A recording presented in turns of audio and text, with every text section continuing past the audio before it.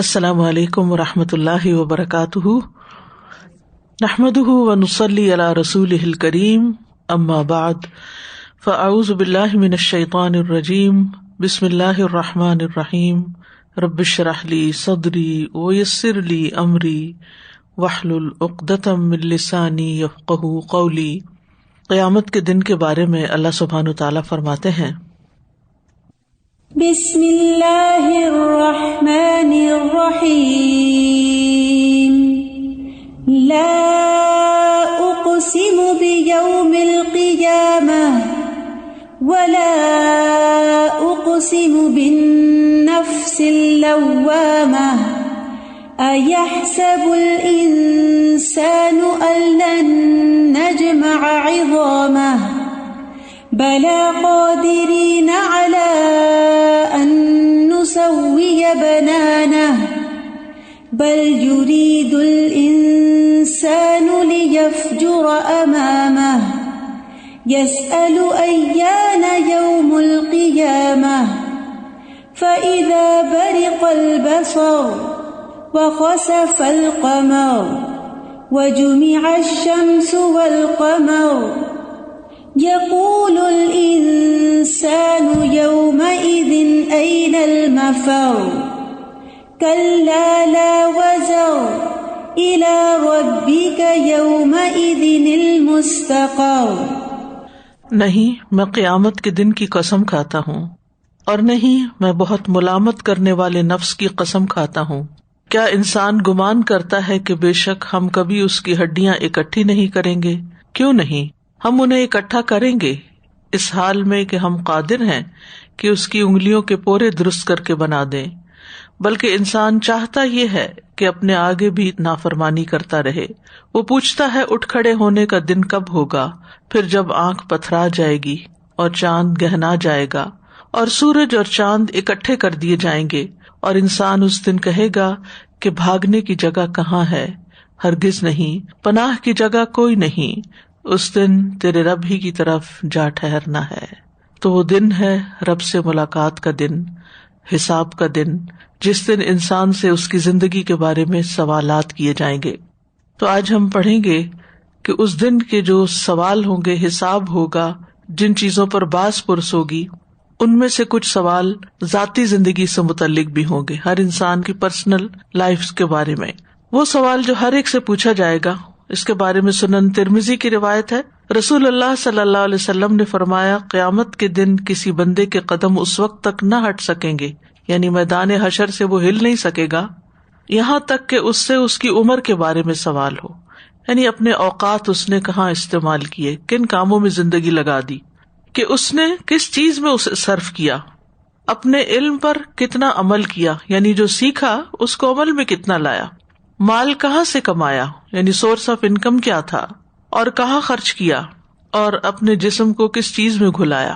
اب دیکھیے کہ اگر یہ سوال کوئی انسان بھی ہم سے کرے، مثلاً کوئی استاد اپنے شاگرد سے کرے، یا والدین اپنے بچے سے کرے، یا کوئی حکومت اپنے لوگوں سے کرے کہ سورس آف انکم کیا ہے، کہاں خرچ کرتے ہو، یا اسی طرح علم کے بارے میں، تو آپ دیکھیے کہ انسانوں پر دنیا میں بھی کتنی پریشانی طاری ہو جاتی ہے، اور پھر دنیا میں تو انسان بہت ساری چیزوں کو اپنی مرضی سے آگے پیچھے بھی کر دیتے ہیں، چھپا جاتے ہیں، بہانے کر جاتے ہیں، جھوٹ بول جاتے ہیں، لیکن وہاں تو کوئی ایسا کر ہی نہیں سکے گا۔ تو اس سے یہ پتہ چلتا ہے کہ ان تین چیزوں کے بارے میں، اپنے وقت کے بارے میں، اپنے مال کے بارے میں اور علم کے بارے میں ہمیں خاص طور پر محتاط ہونے کی ضرورت ہے۔ پھر یہ کہ دنیا میں دی گئی نعمتوں کا حساب ہوگا۔ رسول اللہ صلی اللہ علیہ وسلم نے فرمایا، قیامت کے دن بندے کا سب سے پہلا حساب یہ ہوگا کہ اسے کہا جائے گا، کیا میں نے تیرے جسم کو تیرے لیے درست نہیں کیا تھا، یعنی تمہارے ہاتھ پاؤں سلامت تھے؟ کیا میں نے تجھے ٹھنڈے پانی سے سیراب نہیں کیا تھا، یعنی یہ ساری نعمتیں تجھے دی تھی، پھر ان نعمتوں کو پا کر تم نے کیا کیا۔ معمولی نعمتوں کا بھی سوال ہوگا۔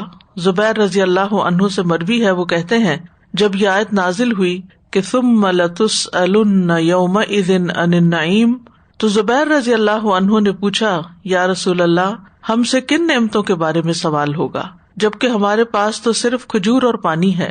آپ نے فرمایا، آگاہ رہو، یہ سوال ضرور ہوگا، یعنی یہ پوچھا جائے گا۔ کیا ہوگا کہ ان نعمتوں کو حاصل کہاں سے کیا اور پھر ان کو استعمال کس طرح کیا، اس میں سے سوالی اور محروم کا حق نکالا کہ نہیں، اور جب یہ نعمتیں استعمال کر لی یعنی کھانے پینے کی، تو جسم میں جو طاقت آئی پھر اس جسم کو کس کام میں لگایا. پھر اس حساب کے وقت کچھ لوگ آسانی، معافی، نرمی اور رحمت پائیں گے، یعنی کچھ لوگوں کے لیے اللہ تعالیٰ کی طرف سے حساب میں آسانی ہوگی، ان کو معاف کر دیا جائے گا، ان کے اوپر سختی نہیں کی جائے گی، ان پہ اللہ کی رحمت ہوگی. وہ کون ہے؟ رسول اللہ صلی اللہ علیہ وسلم نے فرمایا، تم سے پہلے آدمیوں میں سے ایک آدمی کا حساب لیا گیا تو اس کے پاس کوئی نیکی نہیں تھی مگر یہ کہ وہ لوگوں سے لین دین کرتا تھا. وہ مالدار آدمی تھا، اپنے غلاموں کو حکم دیتا کہ وہ تنگ دست سے درگزر کرے.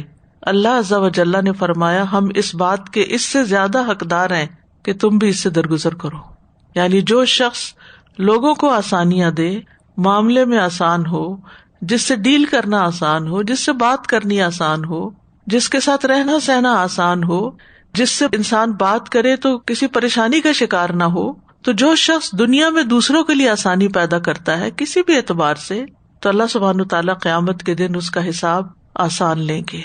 فَسَوْفَ يُحَاسَبُ حِسَابًا يَسِيرًا وَيَنْقَلِبُ إِلَىٰ أَهْلِهِ مَسْرُورًا. تو ہمیں بھی دیکھنا چاہیے کہ ہم سے لوگ کتنے کمفرٹیبل ہوتے ہیں. کیا وہ اپنے دل کی بات ہم سے کہہ سکتے ہیں؟ ہم سے کچھ لین دین کرتے ہوئے یا ان سے کوئی غلطی ہو جائے یا ان سے کچھ بھول ہو جائے تو درگزر کر سکتے ہیں یا نہیں کر سکتے. تو مزاج کی سختی جو ہے یہ انسان کے لیے بڑی نقصان دہ ہے. جو دوسروں کے ساتھ سختی کرے گا اللہ تعالیٰ پھر اس کے ساتھ سختی کا معاملہ کرے گا. دوسرا ہے وہ شخص جو دوسروں کے لیے فائدہ مند ہو، دوسروں کو فائدہ پہنچانے کا سوچے. رسول اللہ صلی اللہ علیہ وسلم نے فرمایا، وہ لوگ اللہ تعالیٰ کو زیادہ محبوب ہیں جو دوسرے لوگوں کے لیے زیادہ فائدہ مند ہوں، اور اللہ عز و جل کے ہاں سب سے زیادہ پسندیدہ اعمال یہ ہیں کسی مسلمان کو خوش کرنا یا اس سے کوئی تکلیف دور کر دینا، اس کا قرضہ چکانا اور اسے کھانا کھلانا. اور مجھے کسی بھائی کی ضرورت پوری کرنے کے لیے اس کے ساتھ چلنا اس مسجد نبوی میں 1 مہینہ اعتکاف کرنے سے زیادہ محبوب ہے کہ میں کسی کے ساتھ جاؤں اور اس کا مسئلہ حل کرا دوں. اور جس نے اپنے غصے کو روک لیا، کنٹرول کر لیا، اللہ اس کی خامیوں پہ پردہ ڈال دے گا. ہر انسان کے اندر کوئی نہ کوئی کمی کوتاہی ہوتی ہے، تو جو دوسروں پر غصہ نہیں کرے گا، سختی نہیں کرے گا، اللہ تعالیٰ اس کو بھی ڈھانک دے گا. جو آدمی اپنے غصے کو نافذ کرنے کے باوجود پی گیا، اللہ قیامت کے دن اس کے دل کو امیدوں سے بھر دے گا. یعنی اس دن اس کے اندر ایک امید ہوگی. 2 چیزیں ہوتی ہیں نا انسان کے اندر کسی بھی موقع پر، یا اس کے اندر خوف ہوتا ہے یا اس کے اندر امید ہوتی ہے. مثلا آپ ایئرپورٹ پہ جاتے ہیں تو اگر آپ لیٹ پہنچے ہیں تو آپ کو کیا خوف ہوتا ہے کہ شاید اب چیک ان نہ کروا سکوں، اور دوسرا یہ ہوتا ہے کہ نہیں میں ٹائم پر ہوں، کوئی مسئلہ نہیں ہے، ہو جائے گا. کیونکہ ہر ٹریولنگ میں گھبراہٹ تو ہوتی ہی ہے، چاہے آپ 3 گھنٹے پہلے ہی جا کے بیٹھ جائیں، پھر بھی جب تک آپ چیک ان کر نہیں چکتے تو آپ کو ہوتا ہے کہ پتہ نہیں کیا بنے گا ابھی. تو کچھ تو ہمارے مزاج کے اندر بھی انگزائٹی ہوتی ہے، کچھ جلد بازی ہوتی ہے بعض اوقات، تو اس کی وجہ سے پریشان ہوتے ہیں. لیکن ایک یہ کہ اللہ کی طرف سے دل میں سکینت کا ڈال دیا جانا کہ مشکل سے مشکل موقع پر انسان گھبرائے نہیں. اور یہ اس وقت ہوتا ہے جب آپ دوسروں کی مشکل کو آسان کرتے ہیں. غار ثور میں جب نبی صلی اللہ علیہ وسلم تھے تو اس وقت حضرت ابوبکر صدیق رضی اللہ عنہ گھبرا گئے تھے جب مشرکین کو انہوں نے بالکل غار کے قریب دیکھا، لیکن آپ اس وقت بھی اطمینان میں تھے، سکینت میں تھے. آپ نے فرمایا لا تحزن ان اللہ معنا، غم نہیں کرو، اللہ ہمارے ساتھ ہے. یہ یقین کس شخص کو ہوتا ہے کہ جو زندگی میں اچھے کام کرتا رہے، رب کی رضا کے کام کرتا رہے، اور ان نیکیوں کی وجہ سے اس کے دل کے اندر ایک اطمینان رہتا ہو. جب اوور آل آپ کی شخصیت کے اندر یعنی آپ کے مزاج کے اندر ایک اطمینان ہوتا ہے، ایک امید ہوتی ہے، تو پھر خوف اور گھبراہٹ کے موقع پر بھی امید زیادہ ہوتی ہے بنسبت فکر اور خوف کے. تو اس کو کرنے کے لیے اوپر جو کام بتائے ہیں، کسی کو خوش کرنا، کسی کی تکلیف دور کر دینا، کسی کا قرضہ چکا دینا، کسی کو کھانا کھلا دینا، کسی کی ضرورت پوری کرنے کے لیے اس کے ساتھ. مثلا بعض اوقات ہوتا ہے کہ کچھ خواتین ہوتی ہیں وہ اکیلے شاپنگ کرنے سے گھبراتی ہیں، ضرورت کی چیز بھی خریدنی ہو تو اکیلے نہیں جا سکتی، تو آپ اپنا وقت نکالتے ہیں، تو آپ کہتے ہیں چلو میں تمہارے ساتھ چلتی ہوں اور جلدی کام نپٹا لیں گے. کوئی ڈاکٹر کے پاس جانا چاہتا ہے، ڈرائیو نہیں کر سکتا، آپ اس کو لے جاتے ہیں. اسی طرح کسی کو کسی اور چیز کی ضرورت ہے، کوئی مشکل ہے، تو آپ اپنے اوقات میں سے کچھ وقت نکال کے دوسرے کے لیے آسانی پیدا کرتے ہیں. اسی طرح کھانا کھلانا اور غصے کو کنٹرول کرنا. ایک ہوتا ہے کسی کے ساتھ احسان کرنا، اور دوسرا یہ کہ دوسرے سے اپنی ناراضگی کو دور رکھنا. ہر انسان سے کوئی نہ کوئی غلطی ہوتی ہے، تو اگر غصہ ایک حد کے اندر ہو تو اس پر ملامت نہیں ہے، لیکن غصہ جب حد سے بڑھ جائے اور آپ ظالم بن جائیں، فزیکل ابیوز کریں، مار پٹائی شروع کر دیں، دروازے توڑنے شروع کر دیں، چیخو پکار شروع کر دیں اور ایک طوفان کھڑا کر لیں چھوٹی سی بات پر، اور بات سمجھ کے نہ دیں، بات کرنا نہ چاہیں اور غصے کو لمبائی کرتے چلے جائیں، تو یہ چیز ناپسندیدہ ہے۔ فرمایا جو اپنے بھائی کے ساتھ اس کی ضرورت پوری کرنے کے لیے چلا، اللہ تعالیٰ اس کو اس دن ثابت قدم رکھے گا جس دن قدم ڈگمگا جائیں گے۔ یعنی آپ کسی کے ساتھ چلتے ہیں تو اللہ تعالیٰ آپ کو قیامت کے دن ثابت قدمی دے گا۔ اور بد اخلاقی اعمال کو یوں تباہ کرتی ہے جیسے سرکہ شہد میں بگاڑ پیدا کر دیتا ہے۔ شہد ویسے تو میٹھا ہوتا ہے، لیکن اگر آپ اس میں سرکہ ڈالے، وہ ایک دوا بنتی ہے نا جو ہارٹ کھولنے کے لیے بنتی ہے، تو اس میں سرکہ بھی ہوتا ہے اور اس میں شہد بھی ہوتا ہے اور بھی کچھ انگریڈینٹس ہوتے ہیں، تو آپ نے دیکھا ہوگا کہ اس کا ذائقہ کھٹا ہو جاتا ہے، یعنی شہد پھر شہد نہیں رہتا بلکہ سرکے کا اثر زیادہ ہو جاتا ہے اس پر۔ تو بد اخلاقی بھی سرکے کی طرح ہے جو مٹھاس کو ختم کر دیتی ہے۔ یعنی اگر ایک انسان ویسے بہت اچھا ہے، خرچ بھی کرتا ہے، جیسے ہسبینڈ وائف کا ریلیشن شپ ہوتا ہے، تو کچھ ہسبینڈ ویسے بہت کھلی چھٹی دیتے ہیں، جو چیز چاہے کر لو، جو کھاؤ، جو پیو، جو بناؤ، جو پہنو، پیسے بھی خوب دیتے ہیں، لیکن بعض اوقات چھوٹی چھوٹی بات پر اتنا شدید غصہ کر جاتے ہیں، اتنی بد اخلاقی کا مظاہرہ کرتے ہیں کہ ساری خوشیوں پر پانی پھر جاتا ہے۔ تو اس سے بھی بچنا چاہیے، کیونکہ بہت سے گھر اس سے خراب ہوتے دیکھے ہیں کہ جس میں ناروا قسم کا غصہ اور ناروا قسم کی سختی اور پابندی جو ہے وہ دوسروں کا گلا گھونٹ دیتی ہے۔ پھر اسی طرح جہنم سے بچنے کے لیے بچیوں کی خوش دلی سے پرورش کرنا۔ رسول اللہ صلی اللہ علیہ وسلم نے فرمایا جس کی 3 بیٹیاں ہوں اور وہ ان پر صبر کرے اور محنت اور کوشش کر کے ان کو کھلائے پلائے اور انہیں پہنائے تو وہ اس کے لیے قیامت کے دن آگ سے آڑ ثابت ہوگی، یعنی قیامت کے دن وہ آگ میں جانے سے اس کو روک دیں گی۔ اب اس میں دیکھیے کہ کیا چیزیں، صرف 3 بیٹیاں ہونا کافی نہیں، بازو کا تو ہوتا ہے کسی کی تیسری بیٹی ہے تو اس کو خوشخبری سنانے لگتے ہیں اب تو جنت تمہاری پکی ہوگی۔ نہیں، بات یہ ہے کہ ان بیٹیوں کے ساتھ سلوک کیسے ہو رہا ہے یہ میٹر کرتا ہے، ان پر صبر کرے، کیونکہ بیٹیاں جسے کہتے ہیں نا کہ پرائی امانت ہوتی ہیں۔ آپ اگر غور کریں تو ایک بچی کو آپ پیدا کرتے ہیں، اسے کھلاتے ہیں، پلاتے ہیں، پڑھاتے ہیں، لکھاتے ہیں، اس کی ساری ضروریات پوری کرتے ہیں، پھر جب وہ جوان ہو جاتی ہے آپ اس کی شادی کر دیتے ہیں اور اس کے بعد شوہر کا حق آپ سے زیادہ ہو جاتا ہے اس پر، یعنی پورا انویسٹ آپ نے کیا اور اب ان کی مرضی کہ وہ ملنے بھی دیں کہ نہ ملنے دیں۔ کتنی ایسی کہانیاں۔ تو پھر اس وقت کیا چیز صبر دلاتی ہے انسان کو؟ یہی چیز صبر دلاتی ہے کہ میں نے اللہ کی خاطر پالا تھا، میں نے اللہ کی خاطر اس پہ خرچ کیا، اس کی تعلیم پہ خرچ کیا، اس کے لباس پہ، اس کے سب چیزوں پہ، اس کو ایک اچھی خاتون بنایا، اب جو کچھ یہ کرے گی تو ہمارے لیے صدقہ جاریہ ہوگا، اس کے اچھے نیک کام۔ لیکن ان سب کا اللہ کی خاطر کرنا بہت ضروری ہے، اور صبر کے ساتھ۔ یہ نہیں کہ بیٹیوں کو تانے دینے شروع کر دو، کیونکہ کچھ لوگ خرچ بھی کر رہے ہوتے ہیں، تانے بھی ساتھ ساتھ دیے چلے جاتے ہیں، برا سلوک بھی کر رہے ہوتے ہیں، تو اس سے بھی بچنے کی ضرورت ہے۔ پھر اللہ کی معافی پانے والے، رسول اللہ صلی اللہ علیہ وسلم نے فرمایا جو شخص کسی کی لغزش کو معاف کر دیتا ہے اللہ قیامت کے دن اسے معاف کر دیں گے۔ معاف کرنا ایک مشکل کام ہے، لیکن جو شخص معاف کر دیتا ہے اللہ سبحانہ تعالیٰ اس کو معاف فرما دیتے ہیں۔ پھر سودا واپس لے لینے والے دکاندار کی معافی، رسول اللہ صلی اللہ علیہ وسلم نے فرمایا جس نے اپنے بھائی سے سودا واپس کر لیا قیامت کے دن اللہ تعالیٰ اس کی لغزشوں اور غلطیوں کو معاف کر دیں گے۔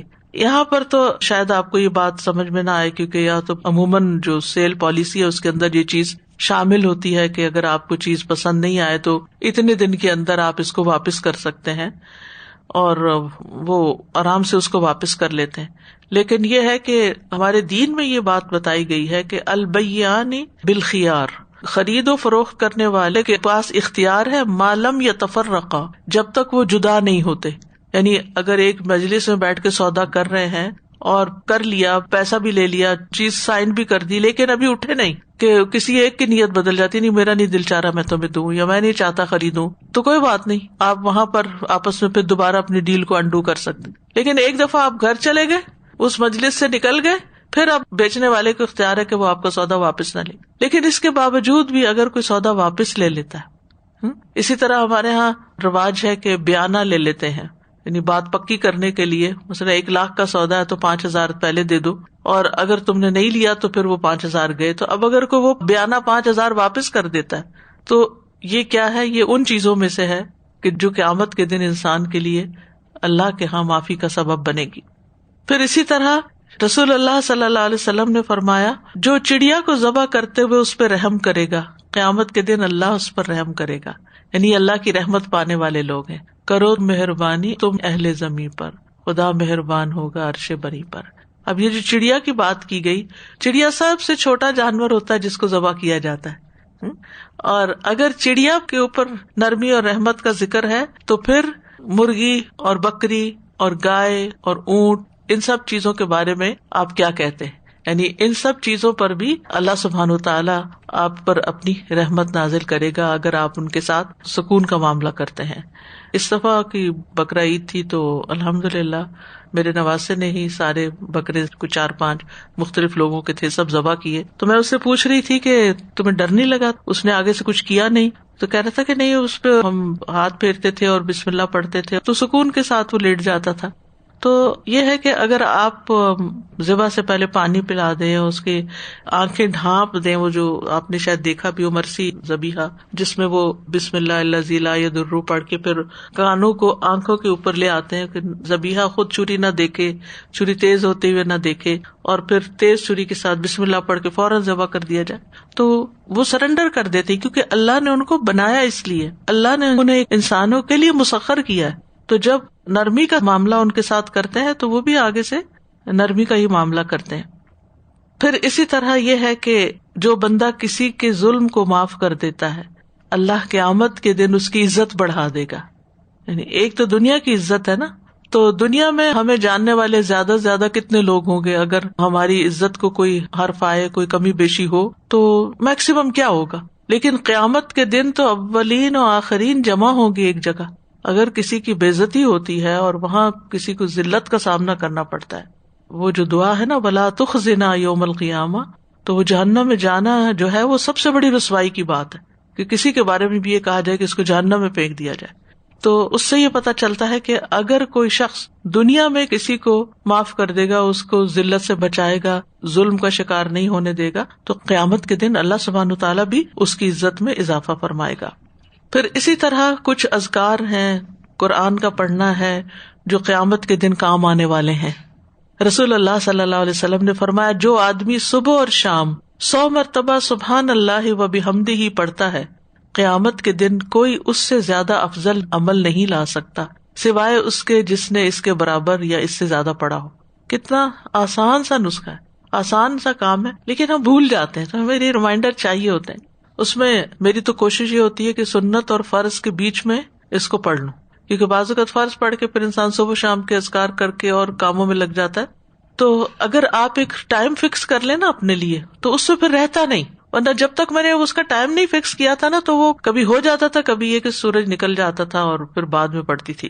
تو افضل وقت اس کے پڑھنے کا ہے فجر کی اذان سے لے کر سورج نکلنے تک، یہ بیسٹ ٹائم ہے جس میں یہ ذکر کرنا چاہیے. اسی طرح ایوننگ اذکار میں عصر کی اذان سے لے کر مغرب تک. پھر قرآن کا پڑھنا، یعنی یہ بھی انسان کی عزت بڑھائے گا قیامت کے دن. یعنی آپ اپنے ساتھ باندھ لیں، کچھ نہ کچھ اس میں سے سیکھتے رہیں، سمجھتے رہیں، غور و فکر کرتے رہیں، تدبر کرتے رہیں. رسول اللہ صلی اللہ علیہ وسلم نے فرمایا قیامت کے دن قرآن اور اہل قرآن جنہوں نے اس پر عمل بھی کیا ہوگا ان کو لایا جائے گا. سورۃ البقرہ اور آل عمران ان کے آگے آگے ہوں گے. تو اس سے یہ پتا چلتا ہے کہ خاص طور پر یہ 2 سورتیں ضرور پڑھنی چاہیے. اس کا بھی طریقہ کیا ہے؟ مثلا عصر کی نماز کے بعد آپ ہر روز پوری سورت پڑھ سکے تو بہت اچھا، لیکن اگر پوری سورت نہیں تو آدھا پارہ پڑھ لیں، 5 دن میں ہو جائے گی. روب پڑھ لیں، روب کا بھی آدھا کر لیں، اس کا بھی آدھا کر لیں، 1-2 صفحے پڑھ لیں. لیکن اگر آپ اس طریقے سے اپنے اوپر باندھ لیں گے تو انشاءاللہ آپ کی کچھ نہ کچھ دن کے اندر سورۃ البقرہ پوری ہو جائے گی اور پھر سورۃ آل عمران پوری ہو جائے گی. پھر دوبارہ سے البقرہ اور آل عمران شروع کر دیں، کیونکہ سورۃ البقرہ میں خاص طور پر احکامات بہت زیادہ ہیں جو ہماری روزمرہ کی زندگی سے متعلق ہیں، تو اس کا بہت اچھا ریمائنڈر ہوتا ہے. کسی دن انسان کا کیسا موڈ ہوتا ہے، کسی دن انسان کی دل کی حالت کیسے ہوتی ہے. پھر جب انسان ان کو پڑھتا ہے تو ایک دفعہ میں عمل نہیں ہوا تو دوسری دفعہ میں نہیں ہوا تو تیسری دفعہ. اور پھر آپ نے دیکھا ہوگا کہ تیسرا پارہ جہاں سے شروع ہوتا ہے وہاں صدقہ خیرات کی کتنی آیتیں ہیں، اور پھر اس کے ادب آداب بھی بتائے گئے ہیں. تو یہ ہو نہیں سکتا کہ آپ وہ آیتیں بار بار پڑھیں اور پھر آپ صدقہ نہ کریں، اور صدقہ کریں تو اس کے آداب کا خیال نہ رکھیں. تو یہ صورتیں پھر انسان کے لیے عزت کا باعث بنے گی. رسول اللہ صلی اللہ علیہ وسلم نے فرمایا قیامت کے دن قرآن اس آدمی کے روپ میں آئے گا جس کا رنگ اڑا ہوا ہوگا. یعنی قرآن کو ایک جسم دیا جائے گا جس کا رنگ اڑا ہوا ہوگا، اور وہ اپنے ساتھی سے پوچھے گا کیا تو مجھے پہچانتا ہے؟ پھر قرآن اپنا تعارف پیش کرتے ہوئے کہے گا میں وہی ہوں جو تجھے راتوں کو بیدار رکھتا تھا. یعنی رات کو بھی تم قرآن پڑھتے تھے. اب آپ دیکھ لیں تہجد میں کتنا قرآن پڑھتے ہیں آپ، کیونکہ وہ وقت سب سے افضل وقت ہے قرآن کے پڑھنے کا. اور دوپہروں کو تجھے پیاسا رکھتا تھا، یعنی دن میں بھی تم پڑھتے تھے تو اس پڑھنے کی وجہ سے تمہیں پیاس لگتی تھی. اکثر ایسا ہی ہوتا ہے نا، جب پڑھ رہے ہوتے ہیں منہ سوکھنے لگتا ہے، پھر انسان کہتا ہے اچھا ابھی اٹھتا ہوں پھر پانی لیتا ہوں. کبھی تو آپ پاس ہی بوٹل رکھ لیتے ہیں، کبھی نہیں بھی رکھتے. تو یہ ایک یقینی بات ہے کہ انسان علم حاصل کرتے یا سیکھتے سکھاتے ہوئے اس کے اوپر ایک جسمانی تکلیف آتی ہے. کبھی نیند قربان کرنی پڑتی ہے، کبھی بھوک قربان کرنی پڑتی ہے. اور یقیناً ہر تاجر اپنی تجارت کے پیچھے ہوتا تھا، اور میں آج ہر تاجر کو چھوڑ کر تیرے لیے ہوں کیونکہ تو نے میرے ساتھ وقت گزارا. پھر اسے دائیں ہاتھ میں بادشاہت اور بائیں ہاتھ میں ہمیشگی دے دی جائے گی. اس کے سر پر وقار کا تاج رکھا جائے گا. اس کے والدین کو 2 عمدہ پوشاکیں پہنائی جائیں گی. وہ اتنی قیمتی ہوں گی کہ دنیا و مافیہ کی قیمت ان کا مقابلہ نہیں کر سکتی. یعنی اتنا قیمتی ڈریس ہوگا وہ. پھر وہ دونوں کہیں گے اے رب یہ ہمارے لیے کہاں سے، یہ اتنا قیمتی لباس؟ تو کہا جائے گا اپنے بچے کو قرآن سکھانے کی وجہ سے، تم نے اپنے بچے کو بھی سکھایا. تو مائیں صرف خود ہی نہ سیکھتی پڑھتی رہیں بلکہ بچوں کو بھی پڑھائیں، ناظرہ بھی پڑھائیں، ترجمہ بھی پڑھائیں، اور ان کو اس کے ساتھ مشغول رکھیں. دیکھیں جب بچے چھوٹے ہوتے ہیں نا تو جلدی ہاتھ آتے ہیں، جب بڑے ہو جاتے ہیں پھر بات نہیں سنتے، اور پھر جب شادیاں ہو جاتی ہیں تو بالکل ہی آؤٹ آف کنٹرول ہو جاتے ہیں. اپنی زندگی ہوتی ہے ان کی. لیکن ایسا بھی ہو سکتا ہے نا ہفتے میں کوئی ایک دن رکھ لیں کہ اس میں اگر بچے جمع ہوتے ہیں تو اس وقت کچھ آیتیں ان کے ساتھ پڑھ لی جائیں، اگر جمع نہیں ہوتے تو فون پر کوئی نہ کوئی سلسلہ کر لیا جائے. یعنی ہر ایک اپنے اعتبار سے، جس کے بچے چھوٹے ہیں وہ اپنا اسکیڈول بنائے، جس کے بڑے ہیں وہ اپنا بنائے. جنہوں نے ناظرہ پڑھ لیا ہے وہ ترجمے کے ساتھ پڑھے، جنہوں نے ترجمہ پڑھ لیا وہ تفسیر پڑھے، جنہوں نے ایک تفسیر پڑھ لی دوسری پڑھے. کوئی لیکچر سننے کو دے، اکٹھے بیٹھ کے سنیں پھر اس پہ ڈسکس کریں. یعنی کوئی نہ کوئی ذریعہ گھر کے اندر اس سے خیر و برکت ہوتی ہے. اگر بچے نہیں تو ہسبینڈ وائف کسی اور کے ساتھ کچھ نہ کچھ وقت جو ہے اپنی ذاتی طریقے پر ضرور قرآن کے ساتھ صرف کرے. پھر بے شک صاحب قرآن کو قیامت کے دن کہا جائے گا پڑھتا جا اور جنت کے درجے چڑھتا جا، اور اس طرح ٹھہر ٹھہر کر پڑھ جس طرح دنیا میں ٹھہر ٹھہر کے پڑھتا تھا. بس تیرا مقام وہ ہوگا جہاں تیری آخری آیت ہوگی. تو جتنا زیادہ انسان پڑھے گا اتنا ہی فائدہ ہوگا. تو یہاں تک ذاتی زندگی سے متعلق کچھ چیزیں تھی جو آپ کو اپنی پرسنل لائف کے اندر امپروومنٹ کرنی ہے. استاد جی میں تو بس یہ جو بالکل شروع میں ہی آپ نے کہا نا 3 چیزوں کے بارے میں سوال، علم پر عمل، یہ نہیں کہ علم کتنا حاصل کیا، علم کے حاصل کرنے پہ سوال نہیں ہے، علم پر عمل پہ سوال ہے. استاد جی وہ بہت زیادہ اسکیری تھا ایک تو، اور دوسری جو بچیوں کے بارے میں آپ نے فرمایا نا کہ اچھی تربیت اور پھر ان کی شادی، تو جیسے آپ نے کہا کہ ساری انویسٹمنٹ آپ کی ہوتی ہے اور پھر جب چلی جاتی ہے تو اور اٹھاتا ہے. تو استاد سب سے زیادہ اس میں یہ بات کہ اتنی محنت سے آپ ان کو پالتے ہیں، اتنی محبت سے پالتے ہیں، پھر اب جیسے بیچاریوں کے ٹائم پہ رشتے وغیرہ نہیں ہو رہے ہوتے تو اتنے پریشان ہوتے ہیں والدین. مجھے اتنا رحم اس چیز پہ بھی آتا ہے کہ خود ہی پہلے دعائیں کر کے ہم اولاد لیتے ہیں، اس کو پالتے ہیں کرتے ہیں، اور آپ خود ہی دعائیں کر رہے ہیں کہ یہ جائے ہمارے پاس سے. اللہ نے ایسا رکھا ہے. لیکن بعض اوقات ایسا ہوتا ہے نا کہ جن کی صرف بیٹیاں ہوتی، بیٹا نہیں ہوتا، اور بڑھاپے میں بیٹیاں اپنی مجبوریوں کی وجہ سے خدمت پہ نہیں آ سکتی، تو اس وقت انسان کے دل پہ بڑی عجیب گزرتی ہے کہ پالا ہم نے لیکن ہم ان سے فیض نہیں اٹھا سکے. تو والدین کو فیض پہنچانے کا طریقہ یہی ہے کہ ان کے لیے دعائیں کی جائیں، نیک عمل کیے جائیں تاکہ ان کے حق میں صدقہ جاریہ بنے. استاذہ یہاں علم کی جو بات آ رہی ہے تو علم کیسا بھی ہے، چاہے قرآن کا ہے، فائدہ مند علم جو ہے وہ اگر انسان کسی کو نہیں پہنچاتا، جیسے پورا ڈاکٹر بن جاتا ہے اور اس کے بعد کہتا ہے اب تو بس میرا پروفیشن میں چینج کر رہا ہوں، ٹائم ضائع کر دیا پورا 6-8 سال، بس یہ تو صرف آپ کی وجہ سے میں ڈاکٹر بنا ہوں، فیملی کی پریشر کی وجہ سے، تو وہ علم بھی ضائع ہو جاتا ہے، وہ کسی کو نہ پہنچا سکتا ہے اور اس کا وقت بھی ضائع. اسی طریقے سے قرآن کا علم بچے پڑھ تو لیتے ہیں، مگر جیسے آپ نے کہا کہ ترجمہ اور تفسیر کے ساتھ اور سمجھداری کے ساتھ جو سکھاتے ہیں ہم بچوں کو، تب جا کے وہ علم جو ہے وہ اپنی زندگی میں وہ لوگ لا سکتے ہیں. تب لا سکتے ہیں. خالی عربی پڑھ کے تو انہیں کیا پتا چلے گا یہ کیا لکھ رہا ہے. پھر ہے ساری مخلوق کے سامنے بلا کر اجر دیے جانے والے لوگ.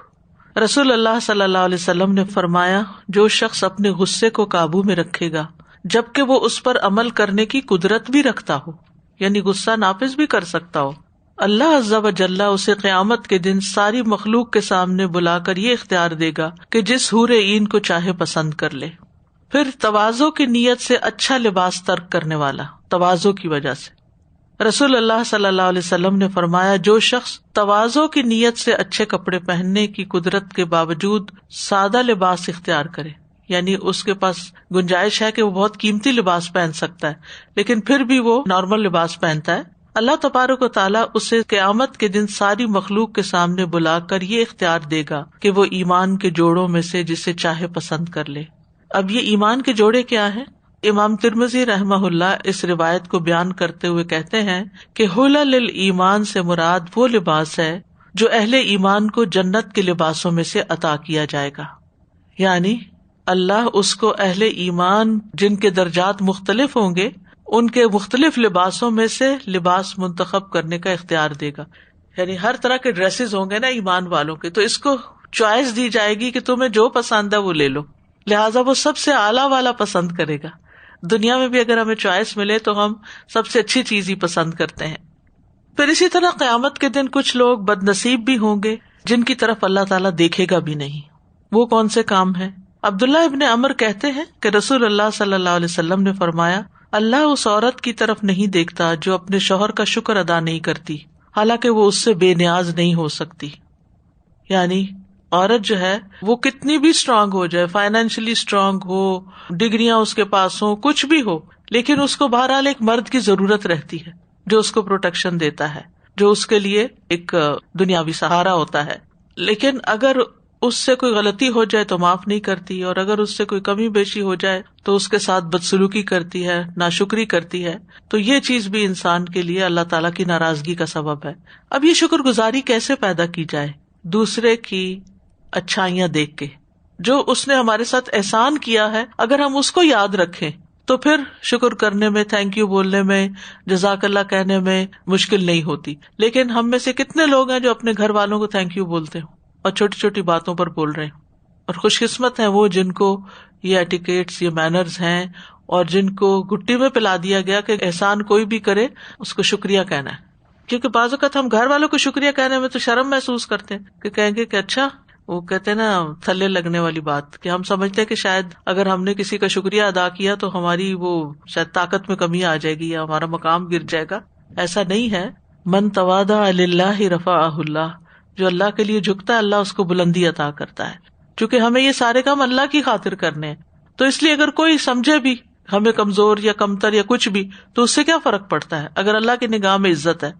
پھر بوڑھا زانی مرد اور عورت، نبی صلی اللہ علیہ وسلم نے فرمایا، قیامت کے دن اللہ تعالیٰ نہ بوڑھے زانی مرد کی طرف دیکھے گا نہ بوڑھی زانیہ عورت کی طرف، یعنی جو عمر کے اگلے حصے میں پہنچ کر بھی زنا نہ چھوڑیں، بری حرکتیں نہ چھوڑیں.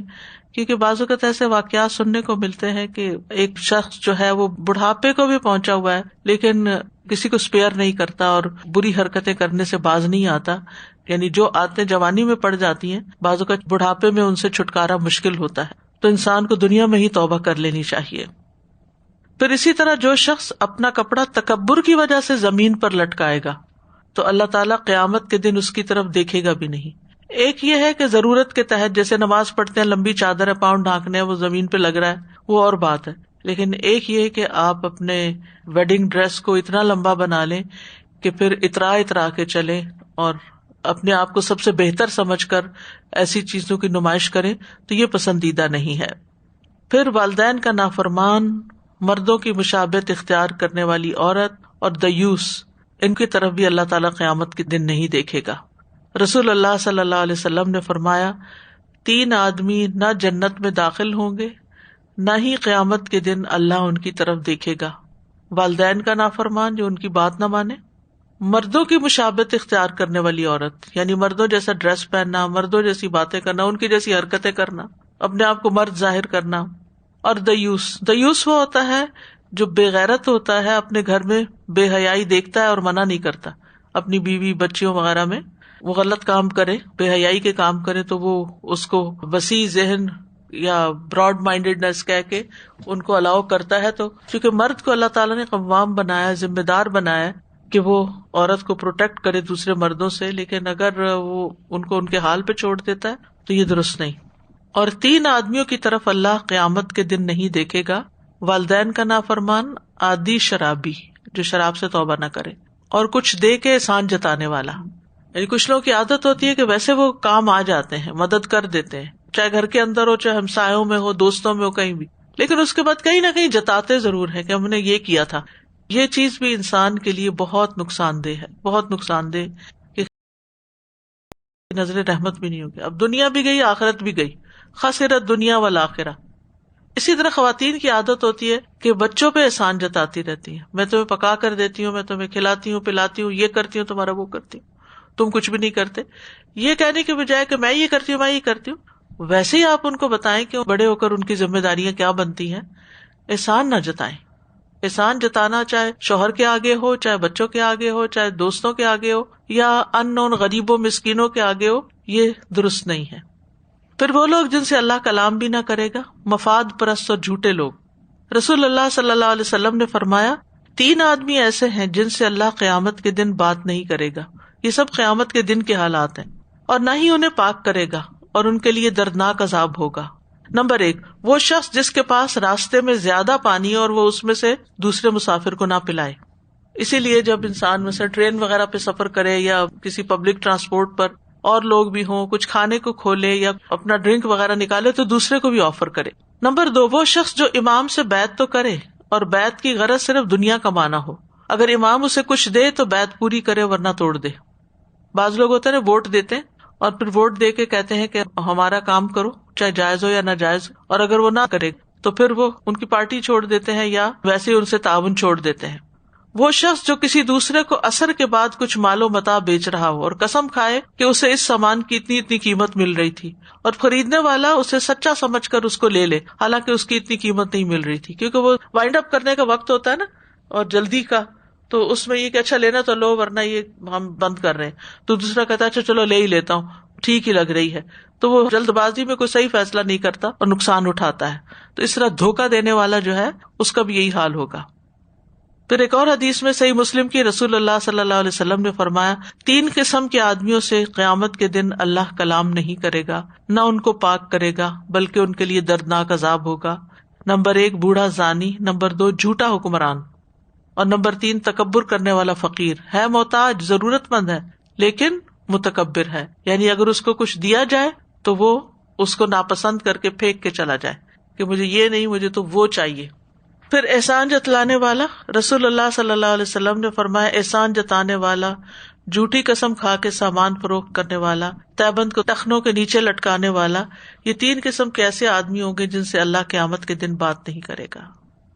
یہ جو دیوس کا ورڈ آیا پہلے بھی آیا تھا، ہم نے کلاسز میں پڑھا تھا، لیکن آج بھی ایسا لگ رہا ہے جیسے یہ بے غیرتی اور بے حیائی سے جو مرد روکتے نہیں ہیں اپنے ہی گھر والوں کو، اس میں یہ سارے رواج اور رسمیں جو ہے، مہندی ہوتی ہے، مایوں ہوتا ہے، گھروں میں آدمی خرچ کرتے ہیں نا سارا گھر سجانا اور سب کچھ، اور پھر اپنی بیٹیاں اور گھر والے پریکٹس کر رہے ہوتے ہیں 10-15 دن پہلے سے گھر میں.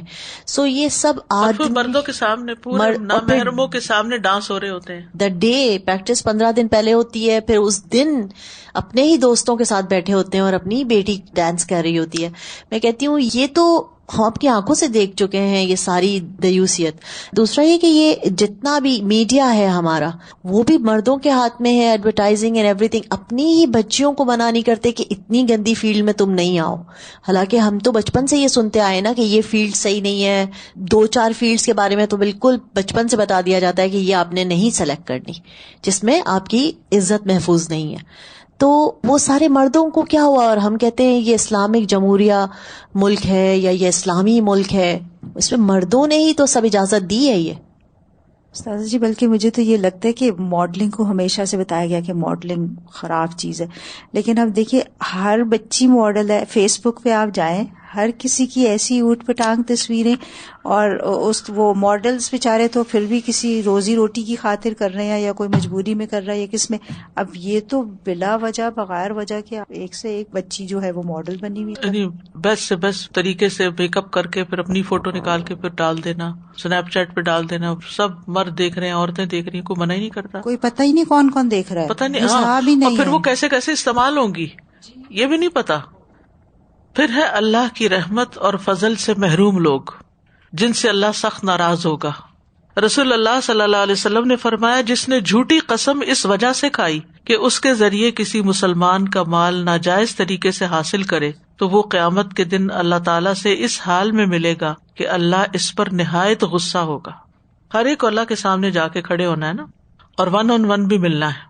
تو اللہ تعالیٰ انتہائی غضبناک ہوگا اس شخص پر جو جھوٹی قسم کھا کے کسی کا مال ہڑپ کر لے. پھر وہ جن کا کوئی عمل بھی اللہ قبول نہیں کرے گا. صحیح بخاری کی روایت ہے، نبی صلی اللہ علیہ وسلم نے فرمایا، جس نے مدینہ میں کوئی نئی بات پیدا کی، بدعت یا نئی بات کرنے والے کو پناہ دی، اس کا ساتھ دیا، تو اس پر اللہ اور فرشتوں اور انسانوں سب کی لعنت ہے، اور قیامت کے دن اس کا کوئی نیک عمل قبول نہ ہوگا.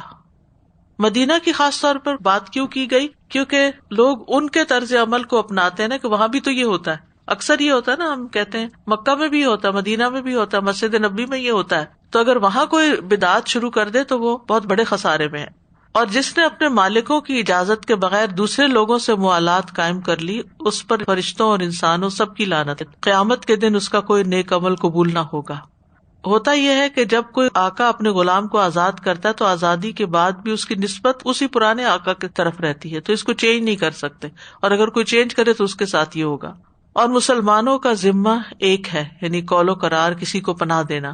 ایک ادنا مسلمان کے پناہ دینے کو بھی قائم رکھنے کی کوشش کی جائے گی. جیسے فتح مکہ کے دن نبی صلی اللہ علیہ وسلم نے ام ہانی کو کہا تھا کہ جو ان کے ہاں پناہ لے گا اس کو پناہ دی جائے گی. بس جس نے کسی مسلمان کی دی ہوئی پناہ کو توڑا، یعنی پناہ دے کے قتل بھی کر دیا مثلاً، یا اس کو کسی اور کے حوالے کر دیا، اس پر اللہ کی فرشتوں اور انسانوں سب کی لعنت ہے. قیامت کے دن اس کا کوئی نیک عمل قبول نہیں کیا جائے گا. یعنی کچھ اعمال تو بہت ہی ڈرنے کے، بچنے کے ہیں کہ ایسا کوئی کام نہ کیا جائے کہ باقی سب کچھ بھی ڈرین ڈاؤن ہو جائے. اللہ کے فضل سے محروم رہنے والے، نبی صلی اللہ علیہ وسلم نے فرمایا، جو شخص زائد پانی یا زائد گھاس کسی کو دینے سے روکتا ہے، اللہ تعالیٰ قیامت کے دن اس سے اپنا فضل روک لے گا. اب یہ گھاس پانی کی بات یہ کہ ہر ایک کی ضرورت کی چیزیں ہیں نا، لیکن عمومی طور پر بھی اگر دیکھا جائے تو ہمارے دین میں زائد چیزوں کو دے دینے کا مزاج پایا جاتا ہے کہ جو تمہارے استعمال کی نہیں، جو تمہاری سے ایکسٹرا ہو گئی ہیں، ان کو ضرورت مندوں کو دے دو، دوسروں کو دے دو. قرآن مجید میں آتا ہے، یسألونک ماذا ينفقون قل العفو، یہ پوچھتے ہیں کہ کیا خرچ کریں، کیا دیں دوسروں کو. کہا جو زائد ہے وہ دے دو، یعنی اپنی ضروریات پوری کرو. یہ نہیں کہ اپنے بچے بھوکے مر رہے ہو اور تم باہر خیرات کر رہے ہو، لیکن یہ کہ اگر تمہاری ضرورت سے کچھ بچ گیا ہے تو اس کو ضائع نہیں کرو، پھینکو نہیں، بلکہ ان تک پہنچا دو کہ جو ضرورت مند ہے. اور اسی طرح اگر کسی کے پاس ایکسٹرا چیز ہے اور دوسرا ضرورت مند بیٹھا ہے ہاتھ پہ ہاتھ رکھ کے مجبور ہو کے، تو یہ نہیں کہ اچھا میری تو یہ کل کام آئے گی، نہیں، اس کو دے دو تاکہ اس کے کام آئے. جیسے پانی ہے، گھاس ہے، پانی انسانوں اور جانوروں دونوں کے کام آتا ہے، اور گھاس جانوروں کے کھانے کے کام آتی ہے. ذلت پانے والے، رسول اللہ صلی اللہ علیہ وسلم نے فرمایا، جو لوگوں کو ریاکاری کے طور پر دکھانے کے لیے کام کرے گا، اللہ قیامت کے دن اس کی ریاکاری کا حال لوگوں کو سنا دے گا. اور جو لوگوں کو تکلیف میں مبتلا کرے گا، اللہ تعالیٰ قیامت کے دن اسے تکلیف میں مبتلا کرے گا. استغفر اللہ، یہ کتنا ڈرنے کی بات ہے. کچھ لوگ تو ایسے ظالم ہوتے ہیں، اتنے سنگ دل ہوتے ہیں، ان کو دوسروں کو ٹیز کر کے، دوسروں کو ذلیل کر کے، دوسروں کو تکلیف دے کے، سوتے کو جگا کے ان کو مزہ آتا ہے. یعنی ان کو احساس ہی نہیں ہوتا کہ یہ میں جو کام کر رہا ہوں، یہ جو بات کر رہا ہوں، یا جو ایکشن کر رہا ہوں، اس سے کسی کو تکلیف ہوگی. تو جو لوگوں کو مشقت میں ڈالے گا، ان کے بس سے باہر ان کے اوپر کام ڈالے گا. مثلا آپ کسی کو کام پہ رکھتے ہیں، ہائر کرتے ہیں، جاب پہ رکھتے ہیں، تو آپ اس کو اتنا ہی کام دیں جتنا وہ کر سکتا ہے، اس سے زیادہ کہ ایکسپیکٹ نہ کریں کہ اس کی ساری لائف صحت متاثر ہو جائے، گھر والے متاثر ہو جائیں، باقی چیزیں جو ہے وہ آؤٹ آف کنٹرول ہو جائیں. تو دوسروں کے ساتھ سختی نہیں کرنی چاہیے، تکلیف نہیں دینی چاہیے دوسروں کو. بیسیکلی اسی طرح جیسے اگر کوئی ڈاکٹر ہے یا کوئی نرس ہے یا آپ کے گھر میں بوڑھے بزرگ ہیں, آپ نے ان کو اٹھانا ہے, بٹھانا ہے, کوئی بھی معاملہ کرنا ہے تو ان کو تکلیف نہ دیں, یعنی نرمی سے معاملہ کریں, آسانی سے معاملہ کریں, لحاظ رکھیں, احساس کریں. ہوتا نا کہ کچھ لوگوں کے اندر احساس ہوتا ہے, وہ دوسرے کی تکلیف کو سمجھتے ہیں, اور کچھ لوگ اتنے بے حس ہوتے ہیں کہ دوسرا تڑپتا بھی رہے تو ان کے کان پہ جوں نہیں رینگتی. تو ہم یہ دیکھ لیں کہ جو ہم کسی کے ساتھ کر رہے ہیں نا, کل وہ ہمارے ساتھ ہونے والا ہے. پھر اسی طرح کچھ اور لوگ ہوں گے جن کے اعمال ضائع ہو جائیں گے. صوبان کہتے ہیں نبی صلی اللہ علیہ وسلم نے فرمایا, میں اپنی امت کے ان لوگوں کو جانتا ہوں جو روز قیامت تہامہ پہاڑوں کی مثل ڈھیروں نیکیاں لے کر آئیں گے, لیکن اللہ ان کی نیکیوں کو فضا میں پھیلے ہوئے غبار کے باریک ذروں کی طرح اڑا دے گا, بے اہمیت کر دے گا. صوبان نے کہا, اللہ کے رسول ایسے لوگوں کی صفات بیان کر دیجئے, ذرا ان کی وضاحت کر دیجئے, کہیں ایسا نہ ہو کہ ہم لا علمی میں ان کی صف میں کھڑے ہو جائیں. آپ نے فرمایا, خبردار, وہ تمہارے ہی بھائی ہوں گے, تمہاری ہی نسل سے ہوں گے, رات کو تمہاری طرح قیام کریں گے, لیکن وہ ایسے لوگ ہوں گے کہ تنہائیوں میں اللہ کے حرام کردہ امور کا ارتکاب کریں گے, یعنی اکیلے میں حرام کام کریں گے چھپا کے سب سے. اب اس میں آپ دیکھیے کہ کتنا خطرہ بڑھ گیا ہے کہ انسان اپنے سیلز کے اوپر, اپنے گیجٹس کے اوپر ایسی چیزیں چھپ چھپا کے بھی نہ دیکھے کہ مجھے کوئی دیکھ نہیں رہا, اور اگر کوئی دیکھے تو ایک دم جھٹ سے بند کر دے. تو ایسی چیزیں جن کا آپ کو پتا ہے کہ آپ پبلک میں نہیں کر سکتے, تو کوشش کریں کہ وہ اکیلے میں بھی نہ کریں. پھر مال اور حکومت والوں پر حساب کی سختی ہوگی. نبی صلی اللہ علیہ وسلم نے فرمایا, قیامت کے دن اجتماع ہوگا تو کہا جائے گا, اس امت کے فقراء کہاں ہیں؟ آپ نے فرمایا, پس ان سے کہا جائے گا, تم نے کیا عمل کیے؟ وہ کہیں گے, اے ہمارے رب, ہم آزمائش میں ڈالے گئے تو ہم نے صبر کیا, اور تو نے اموال اور حکومت کا والی ہمارے علاوہ دوسرے لوگوں کو بنایا تھا. اللہ تعالیٰ فرمائے گا, تم نے سچ کہا. پس وہ لوگوں سے قبل جنت میں داخل ہو جائیں گے, اور حساب کی سختی مال اور حکومت والوں پر رہ جائے گی. یعنی گورنمنٹ میں جانے کا سب کو شوق ہوتا ہے, گورنمنٹ کی نوکری بڑی اچھی لگتی ہے, بڑے اس میں بینیفٹس ہوتے ہیں, لیکن یہ ہے کہ ذمہ داری بھی اتنی, کیونکہ پبلک کے مال سے تنخواہ دی جا رہی ہوتی ہے اور پبلک سروس ہوتی ہے. تو اگر اس میں کوئی شخص کمی بیشی کرتا ہے تو سب کو نقصان ہوتا ہے, سب کو تکلیف ہوتی ہے, تو اس کا پھر حساب بھی سخت ہوگا. صحابہ نے عرض کیا, اس دن ایمان والے کہاں ہوں گے؟ آپ نے فرمایا, ان کے لیے نور کی کرسیاں رکھی جائیں گی, ان پر بادل کے سائے کیے جائیں گے. وہ دن مومنوں پر دن کی ایک گھڑی سے بھی زیادہ مختصر ہوگا. یعنی جتنا جس کا ایمان اچھا ہوگا اتنا ہی قیامت کا دن اس کے لیے آسان ہو جائے گا. پھر ہے خسارہ پانے والے. رسول اللہ صلی اللہ علیہ وسلم نے فرمایا, جو اللہ کے اقتدار کو دور خیال کرتا ہے, نہیں سمجھتا کہ میری پکڑ نہیں ہوگی, اللہ قیامت کے دن اس کو دور کر دے گا, یعنی اس سے کلام نہیں کرے گا یا بات نہیں کرے گا. نبی صلی اللہ علیہ وسلم نے فرمایا, جس نے حکمران کی اطاعت سے ہاتھ اٹھا لیا تو اللہ تعالیٰ سے قیامت کے دن اس حال میں ملے گا کہ اس کے پاس کوئی دلیل نہیں ہوگی. پھر اسی طرح باتوں میں جیتنے والے کا انجام, جو ناحق کسی کا مال ہڑپ کر جائے. نبی صلی اللہ علیہ وسلم نے فرمایا, تم اپنا جھگڑا میرے پاس لاتے ہو, اور ہو سکتا ہے کہ تم میں سے کوئی اپنی دلیل کو دوسرے سے زیادہ عمدہ طریقے سے بیان کرنے والا ہو, اور میں اس کے لیے فیصلہ کر دوں اس بات پر جو میں نے اس سے سنی. پھر میں جس کے لیے اس کے بھائی کا حق دلا دوں تو اسے نہ لے. یعنی اس طریقے پر اگر میں کسی کو حق دلا دوں, کیونکہ میں اس کے لیے جہنم کا ایک ٹکڑا کاٹ کے دے رہا ہوں. یعنی اگر کوئی چیز آپ کی نہیں, لیکن آپ چرب زبانی سے دوسرے کا حق چھین لیتے ہیں اور ہتھیا جاتے ہیں کہ یہ تو میری ہے اپنی بنا کے, تو ایسا شخص قیامت کے دن جہنم کا ایک ٹکڑا اس کے بدلے میں لے گا. استاذہ, یہ جو زائد گھاس اور زائد پانی کی بات ہو رہی تھی, تو میں سوچ رہی تھی ہمارے فریج کتنے بھرے رہتے ہیں استاذہ جی. وہ نئی گروسری آ گئی, پیچھے والی چیزیں پیچھے چلی گئی, اور پھر وہ گل سڑ کے پھر جاتے ہیں. تو مجھے یہ لگتا ہے کہ جیسے ہر نیا فریش اسٹاک آنے سے پہلے اگر ہم تھوڑا کلین اپ کر لیں, کوئی نیبرز میں دے دیا, ایون اپنے بچوں کو اگر آپ فروٹ وغیرہ کاٹ کے دے دیں تو وہ کھا لیتے ہیں, اور اس طرح سے پڑا پڑا تو بالکل ہی وہ بیکار ہو جاتا ہے. تو مجھے لگ رہا تھا اس کا بھی پھر حساب ہے نا, زائد چیز ہے اور جو ہم نے بیکار کر دی اور کسی کو دی نہیں ہم نے. لوگوں کی تکلیف کا احساس کرنا, خاص طور پہ کئی دفعہ گھر میں ہی لوگ ہوتے ہیں, ماں باپ ہیں, بچے ہوتے ہیں چھوٹے بھی, ہر قسم کے لوگ. اور میں تو ان کو دیکھتی ہوں کہ جو بوڑھے ہوتے ہیں وہ بھی ایک جگہ باؤنڈیڈ ہوتے ہیں, باہر نہیں نکل سکتے اپنی تکلیفوں پریشانیوں کی وجہ سے, نہ وہ زیادہ بتاتے ہیں. کئی تو بہت اولاد سے ڈرتے رہتے ہیں کہ ہم اگر یہ بات کر دیں گے تو پتہ نہیں ہمیں یہاں سے نکال دیا جائے گا, اور اگر ہم نے یہ بات کر دی تو پتہ نہیں ہمارے بیٹے کو بری لگے گی. کبھی کوئی آ بھی جائے اور اس کے ساتھ نادانستہ طور پر کوئی اپنا شیئر بھی کر دیں تو اندر خوف سے ان کے برے حال ہوتے ہیں. تو اگر ان سے کبھی کوئی وزٹ کرنا جائے, میں تو کہتی ہوں ان کے رازوں کو بھی راز رکھا جائے, ان کی بات سن لی جائے, ان سے بیٹھ کے آرام سے بات کی جائے. یہ بھی آسانیاں دینے والی بات. سازا یہ جہاں پر آپ نے بتایا تھا کہ یہ لوگ جو ہوتے ہیں ایک قسم کی ذہنی بیماری بھی کہلاتی ہے، یہ جو سیڈسٹ پیپل ہوتے ہیں، یہ دکھ خود دیتے ہیں تب بھی انہیں خوشی ہوتی ہے، اور اگر ان کے جاننے والوں میں سے کسی کو کچھ تکلیف ہوتی ہے تو بجائے سے کہ اس وقت یہ ان کے دل میں تکلیف ہو، خوشی محسوس کرتے ہیں. اور اس طرح کی بیماریاں یعنی سائیکوسس میں ہی کہلاتی ہیں زیادہ تر. تو یہ سائیکوٹکس ایسے ہوتے ہیں، اگر آپ بتا بھی رہی ہوں گی کہ مجھے آج یہ ہوا یا میرے، کچھ لوگ تو باقاعدہ ہنسنا شروع کر دیں. یہی بتانے والی تھی، بچپن سے روکنا چاہیے بچے کو کہ ایک بچہ گرا اور وہ تالیاں بجانا شروع کر، اچھا وہ مزہ آیا تم گرے. ایگزیکٹلی. آپ اپنی تکلیف بتا رہے ہیں، کوئی انسان کسی کی موت پہ گیا ہوا ہے، وہاں پر عجیب طریقے سے ہنسنے لگتے ہیں، ان کو کنٹرول نہیں رہتا کہ وہ اپنے جو احساسات ہیں، جو اندر کی فیلنگ ہے، وہ اوپر نظر آنے لگتی ہے. تو یہ بڑی عجیب سی، اللہ تعالیٰ سب کو اس چیز سے بچائے، مگر یہ ایک گندی بیماری ہے.